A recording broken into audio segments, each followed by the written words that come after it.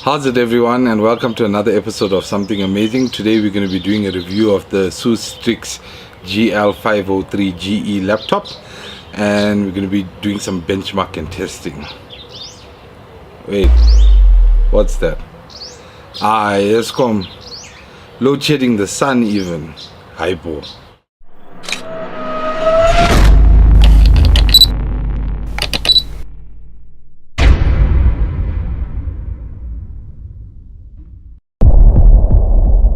So I'd got basically a laptop back in November during Black Friday weekend, and we had got this Asus Strix GL503 GE laptop for around 16,000 Rand.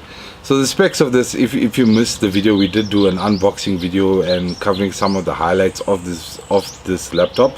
I'll put a link down in the description below.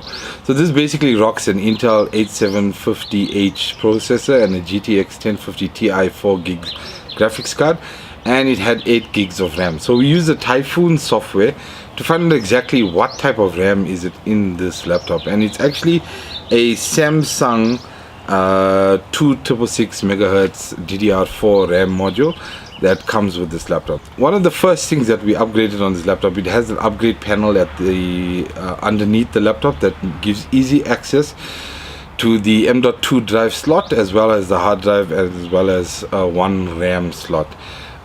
So if you are used to SSDs, this hard drive does come with a 1 terabyte SSHD hard drive, but it really does not cut it, especially if you are used to SSDs. So we purchased a Kingston A1000 480 gig M.2 drive with the NVMe drive, and we basically put that in the laptop, and now we're running our games and our operating system off that hard drive.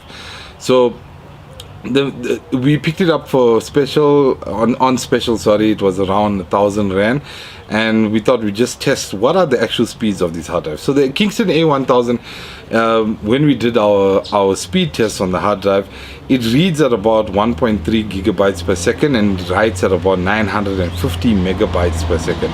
So obviously it's not as fast as the Samsung 960 M.2 drives. We did cover that in the previous episode where we did a speed test on that, and though that hard drive M.2 drive reads at about 1.6 gigs per second and writes at about 1.3 gigs per second.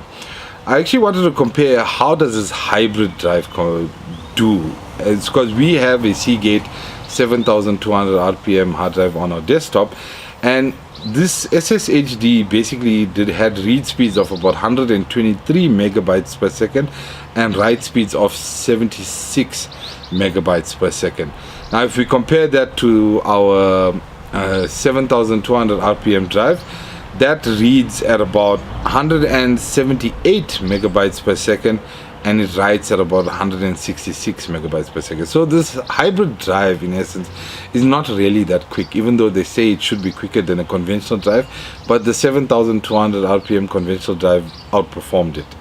The next thing we wanted to check was obviously the RAM in this computer, and I was quite disappointed to find that the upgrade panel RAM slot was occupied, because the other RAM slot for this laptop, actually you have to remove the entire back cover to access that. And I thought it was really a bit silly. Why would Asus put the single RAM stick in the one upgrade slot? So I thought I'll investigate a bit, and when I was reading some international forums, etc., I found that most companies say that for laptops, especially gaming laptops, a single channel RAM module is more than sufficient. And it got me wondering, if the board has dual channel, why would I want to go single channel? And then I came across an article that was done by Gamers Nexus, and I'll link that down in the description below, and it was very, very informative, and they did very in-depth testing comparing single channel against dual channel. And what they found is, from a gamer's perspective, or somebody that's usually using the laptop just every day to day, there is no real benefit going dual channel. And even if you do go dual channel, if you're a creator and you do a lot of encoding, etc., the gains are minimal. So that was quite a revelation, and I thought to myself, if I do upgrade the RAM at a later stage, I probably will just upgrade to 16 gigs of RAM on a single channel rather than going dual channel. Alright, so one of the main reasons I'd actually gotten a laptop, it wasn't specifically for gaming. It was so that I had a mobile solution when I wasn't at home that I could game on, but also I could video edit on and render on. So when I was looking around for a laptop, a lot of my friends were like, dude, you must get a MacBook Pro. And I would always ask, if you've ever asked an Apple user, why should I get an Apple? The first response is always like, it's Apple. It's like talking to a BMW driver. Duh. So, and they never provided any much reasons as to why the Apple is better. So I thought I'd compare this laptop to a MacBook Pro. So I looked at the iStore. They got a 15-inch MacBook Pro. It sells, it's a 2.6 gigahertz i7, and that sells for around, with 16 gigs of RAM, it sells for around 48,000 Rand. So unfortunately, I didn't have a MacBook Pro that I could do some benchmark testing on.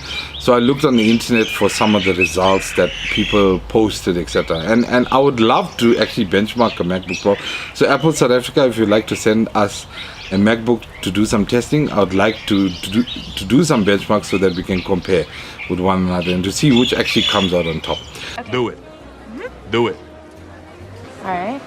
So I looked at Linus Tech Tips. They had actually done a review on the MacBook Pro, but they had the top spec i9 processor with 32 gigs of RAM. And basically they started off with Cinebench. So Cinebench is a software that basically tests multi-core processing on your PC, and they got a Cinebench score of 1083.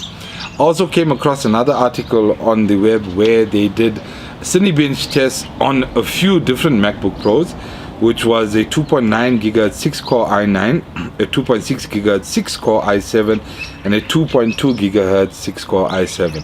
And it basically, they got results of 1059, 1044, and 1069. But what they found, what was interesting about those results was, the more they ran those tests, the lower their scores dropped to the point that they got average scores of about 927. Or because what people have found with the MacBook Pro is that it experiences a lot of thermal throttling.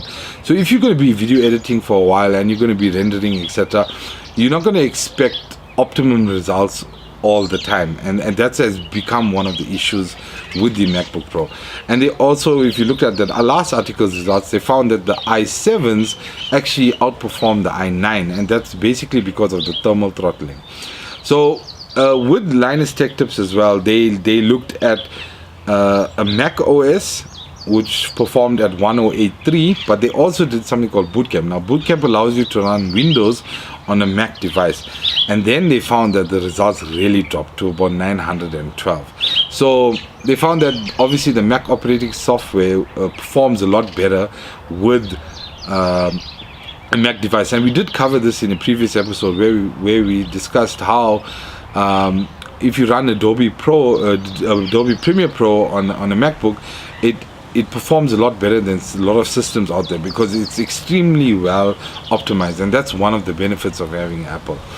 So we ran Cinebench on this Asus Strix GL503, and we basically got results of 1053. And I ran the test about 5 or 6 times, especially after gaming on PUBG for about half an hour, because I wanted to get a proper result. And I found that my Cinebench score even increased. It went to 1055. So the cooling on this laptop is extremely effective. The fans are loud, I'm not gonna lie, but they do keep the processor and the GPU temperatures extremely low so that you have optimum performance and obviously get through your workloads a lot quicker. The next test, I looked at Linus Tech Tips. They also did a blender test, and it's called the Bmw test. Basically, it renders a picture of a BMW. And on their i9 system, on their Mac OS, it rendered the picture in about 6 minutes and 54 seconds. And on Boot Camp, it rendered the picture in 9 minutes and 8 seconds. I ran Blender on the Asus laptop, and we basically rendered the BMW picture in 7 minutes and 43 seconds, which isn't a vast difference from the Mac OS. So that's an i9 processor with a lot more RAM, and the difference wasn't vast. The next thing we looked at, obviously, this is a gaming laptop. So we thought, why not do a TimeSpy benchmark? So we ran TimeSpy on this laptop. I looked for TimeSpy results online and I couldn't find much, but I did find a 2017 MacBook Pro, which is a 3.1 gigahertz i7, and they ran a TimeSpy benchmark on that, and they got a score of 1528, which was better than 4% of all results. On the Asus, we ran the TimeSpy and we got a score of 2465, which was better than 13% of all results. Now, obviously, this is a purpose-built gaming laptop, so I expected it to obviously beat the MacBook Pro with a benchmark like TimeSpy. So comparing our laptop to our desktop PC, we obviously run an Asus Strix 8 gigs graphics card on that desktop PC. So we thought how to compare. And on TimeSpy benchmark, the RX 580 on our desktop runs a score of about 4,333 versus 2,261 on the laptop. And obviously we had got a CPU score of about 5,050. And then obviously the AMD processor, we were expecting it to obviously do a lot better than the laptop. However, gaming on this laptop is pretty good. I run PUBG, and most people that know or play PUBG will know how demanding it is on your system. And on low settings with ultra view distance and ultra post-processing enabled, I get around 100 FPS on average, and it ranges between 80 and 110. And it really looks amazing on this display, because this has a 120 Hz TN display with 130% RGB. It's crisp, it's bright, it's clear, and it plays extremely smooth. And then when moving to games like Counter-Strike, I'm a massive Counter-Strike fan, you're seeing average FPSs on full maximum settings of about 160, 180 FPS. Obviously, we're not expecting it to break records, but it allows me to game when I am on the move. So basically, this laptop is, for me, it's been an excellent buy. There's a lot better laptops out there, but from a budget gaming PC coming in at a price point of 16,000 Rand, this is really, really well worth it. I've had no problems video editing. I've had no problems rendering live After Effects projects. I've had no problems with playing back in After Effects at full resolution, and rendering has been perfect. So this has given me a solution when I'm not at home and I can't edit on my desktop PC, and I'm not at home and I can't game on my desktop PC. So it's basically given me the opportunity to game and do those work tasks when I'm away. And if you compare it to products like the MacBook does outshine it. I'm not going to lie.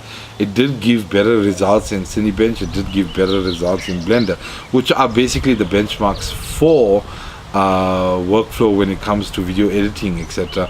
But if you look at the price point, 48,000 Rand versus 16,000 Rand, I would generally go for the Asus laptop. Thanks guys for watching this video. We hope you found it very informative. I hope it wasn't too boring. But I just wanted to show the performance results of this Asus Strix GL503 laptop. If you have any comments, any suggestions, please do comment down below. Any criticism, we welcome them. We also a new YouTube channel, so we like to interact with our viewers. And yeah, stay tuned. Just remember, there's 1 week left for the competition where you can win that Logitech Z506 5.1 surround sound system, and I'll put the link down in the description box below. And yeah, we'll see you next time. Cheers. Let the mare bless you with body, oh baby. Star boy go bless you with money, oh my girl. Let the mare bless you with body, oh baby. Oh, star boy go bless you with money, oh my girl. Yeah. Suck up, suck up, suck up, suck up, suck up.